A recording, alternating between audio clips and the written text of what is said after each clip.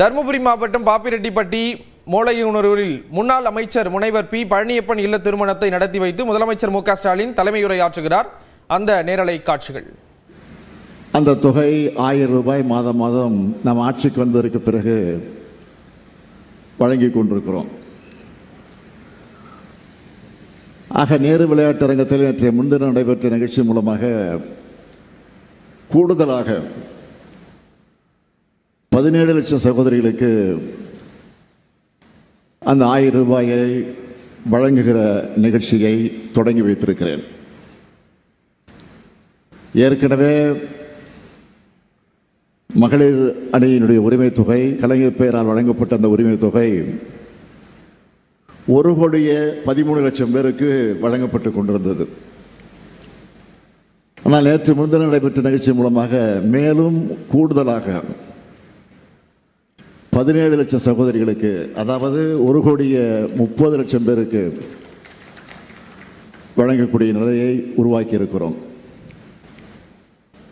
இன்னும் கூட சில தகுதியுள்ளவர்கள் விடுபட்டிருந்தால் அவர்கள் உடனடியாக அப்பீல், அதாவது கோரிக்கையை வைத்தால் அவர்களுக்கும் நிச்சயமாக வழங்கப்படும் என்ற நம்பிக்கையை, உறுதியை நான் இந்த நேரத்தில் தெரிவித்துக் கொள்ள விரும்புகிறேன். அது மட்டுமல்ல, அது இன்னும் உயரும் என்று கூட சொல்லியிருக்கிறேன். அப்படிப்பட்ட மகிழ்ச்சியான நாளில் தான் இன்னொரு பெருமிதமான செய்தியும் வெளியாச்சு. அதை நீங்கள் தொலைக்காட்சியில், பத்திரிகைலாம் பார்த்துருப்பீங்க. அதாவது ஒரு நாட்டோட, ஒரு மாநிலத்தோட முன்னேற்றத்திற்கான அறிகுறியாக இருக்கக்கூடிய ஜிடிபி, அந்த ஜிடிபி வளர்ச்சியில் இன்னைக்கு தமிழ்நாடு தான் நம்பர் 1 மாநிலமாக உருவாகி இருக்கு. இது ஏதோ நாங்கள் வெளியிட்ட அறிக்கை இல்லை, ரிசர்வ் வங்கி வெளியிட்டு இருக்கக்கூடிய அறிக்கை. நீங்க நினைச்சு பாருங்க, எவ்வளவோ தடங்கல்கள், எவ்வளவோ சோதனைகள், அந்த சோதனைகளெல்லாம் தாண்டி இன்றைக்கு சாதனை படைத்திருக்கக்கூடிய ஆட்சி தான் தமிழ்நாட்டில் நடைபெறக்கூடிய திராவிட மாடல் ஆட்சி. இன்னொரு பக்கம் தேர்தல் வேலைகள், அதில் குறிப்பாக எஸ்ஆர்ஐ என்ற ஒரு சட்டத்தை கொண்டு வந்து அந்த பணி வேறு நடைபெற்றுக் கொண்டிருக்கிறது. இங்கே கூட நம்முடைய எழுச்சி தலைவர், எழுச்சி தமிழர் நம்முடைய தொல் திருமாவர்கள் பேசுகிற போது குறிப்பிட்டு சொன்னார், இன்றைக்கு இந்த எஸ்ஆர்ஐ பணியிலே திராவிட முன்னேற்ற கழகம் எந்த அளவிற்கு அவருடைய கட்டமைப்பு முறையாக அமைத்திருக்கக்கூடிய காரணத்தால் அந்த பணியை அவர் வெற்றிகரமாக நடத்தி கொண்டிருக்கிறார்கள் என்று பெருமையோடு குறிப்பிட்டு சொன்னார். உண்மைதான். ஆக அந்த எஸ்ஆர்ஐ பணியில் இன்றைக்கு பம்பர மாதிரி நம்முடைய தோழர்கள்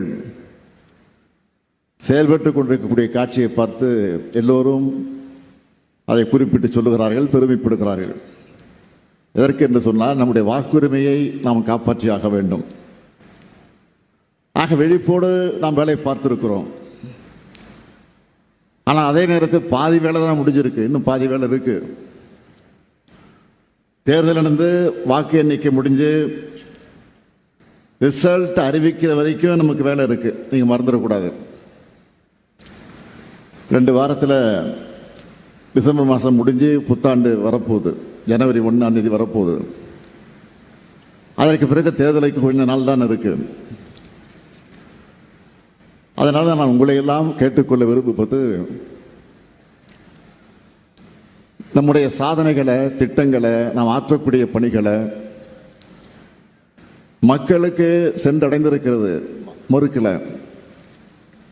ஆனால் என்னதான் சென்றடைந்திருந்தாலும், இங்கே நம்முடைய தோல் திருமாவர்கள் குறிப்பிட்டதை போல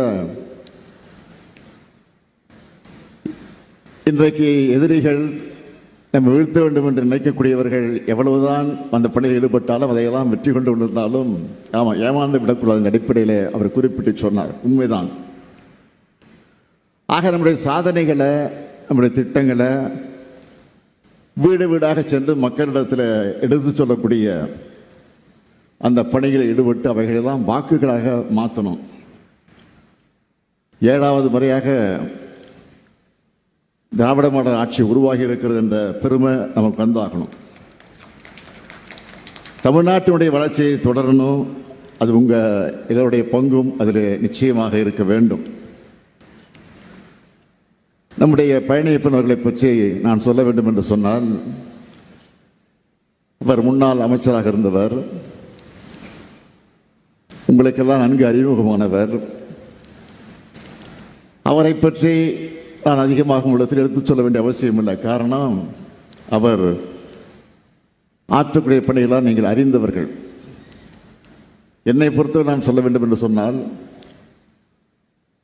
அவர் அதிமுகவில் இருந்தபோது அமைச்சராக பொறுப்பேற்று பணியாற்றிய போது நாங்கள் எல்லாம் எதிர்க்கட்சி வரிசையில் உட்கார்ந்திருப்போம். அவர் ஆளுங்கட்சி வரிசையில், அமைச்சரவையில் வரிசையாக சட்டமன்றத்தில் உட்கார்ந்திருப்பார். அப்படி உட்கார்ந்திருக்கிற போது ஒவ்வொரு டிமாண்ட், ஒவ்வொரு அமைச்சருக்கு அந்த துறையின் சார்பில் அந்த டிமாண்டை சட்டமன்றத்தில் தாக்கல் செய்து அந்த அவையில் அது குறித்து பேசிய சட்டமன்ற உறுப்பினருக்கு பதில் சொல்லக்கூடிய வகையில் ஆளுங்கட்சியினுடைய அமைச்சர் பொறுப்பாக பதில் சொல்லணும். ஆனால் அதிமுகவை சார்ந்தவர்கள் எந்த அமைச்சர்களும் பொறுப்பாக இதுவரையில் பதில் சொன்னதில்லை. ஆனால் ஒரே ஒரு அமைச்சர் பதில் சொன்னார் என்று சொன்னால் அது பழனியப்பனாகத்தான் இருக்க முடியும். அது மட்டும் இல்லை,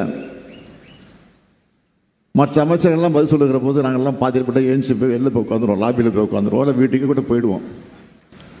ஏன்னா அந்த அளவுக்கு வாய்க்கு வந்தபடியெல்லாம் பேசுவார்கள், ஏசுவார்கள், விமர்சனம் செய்வார்கள். விமர்சனம் செய்யட்டும், வேண்டாம் சொல்லல, குறைகளை சொல்லட்டும், தவறு இல்லை.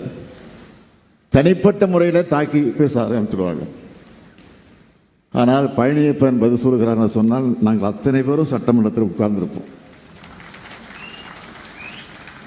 நான் நம்முடைய சட்டமன்றத்தை சொல்லுவேன், பழனியப்பன் பதில் சொல்ல போகிறாரு, அதனால் நம்ம யாரும் வெளியில் போவானா, உட்காருவோன்னு நான் சொல்லுவேன். அந்த அளவிற்கு கண்ணியத்தை, அந்த ஜனநாயக மாண்போடு பாதுகாத்தவர், காத்தவர் நம்முடைய பழனியப்பன் என்று சொன்னால் அது நிச்சயம் மிகாது. அதனால்தான் அவர் கழகத்தில் சேர்ந்தவுடனே அவரை வரவேற்றபோது நான் சொன்னேன், உங்களிடத்தில் எனக்கு பிடித்தது சட்டமன்றத்தில் யாரையும் விமர்சனம் செய்யாமல் கடமையோடு நீங்கள் உரையாற்றி அந்த பணியை நிறைவேற்றினது, அதுதான் எனக்கு ரொம்ப பிடிக்கும்னு சொன்னேன், வெளிப்படையாக சொன்னேன்.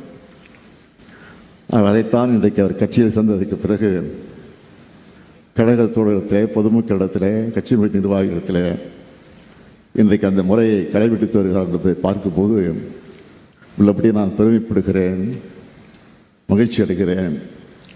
அவருடைய இல்ல திருமணத்தில் நடைபெறக்கூடிய இந்த மணவிழா நிகழ்ச்சியில் கலந்து கொள்கிற நேரத்தில் நான் பெருமைப்படுகிறேன்.